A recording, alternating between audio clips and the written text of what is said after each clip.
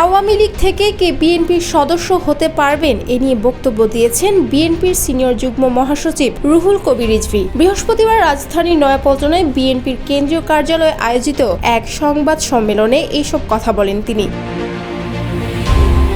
বলেন, দীর্ঘদিন যারা রাজনীতি থেকে দূরে বা একসময় আওয়ামী লীগের সঙ্গে যুক্ত থাকলেও বর্তমানে শাসন ব্যবস্থা, লুটপাট, দমন-পীড়ন ও টাকা পাচারের রাজনীতি সমর্থন করেন না, তারা বিএনপিতে যোগ দিতে পারেন। দেশ জুড়ে তোলপাড় ওয়ালটন ফ্রিজ কিনে আপনিও হয়ে যেতে পারেন মিলেনিয়ার।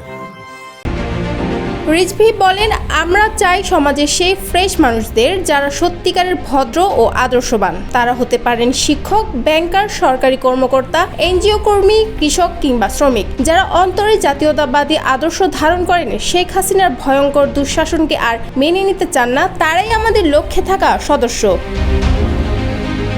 তিনি জানান, আগামী 15 মে থেকে 15 জুলাই পর্যন্ত দেশব্যাপী বিএনপির নবায়ন ও প্রাথমিক সদস্য সংগ্রহ অভিযান চলবে। এ সময়ের মধ্যে 1 কোটির বেশি সদস্য সংগ্রহ করার লক্ষ্য নিয়েছে দলটি। তিনি আরও জানান, আমরা প্রত্যাশা করছি সমাজের সর্বস্তরের মানুষ যারা বিএনপির চিন্তা চেতনায় বিশ্বাস করেন এবং দলে যোগ দিতে আগ্রহী, তারা আমাদের এই সদস্য পদ অভিযানে অংশ নেবেন।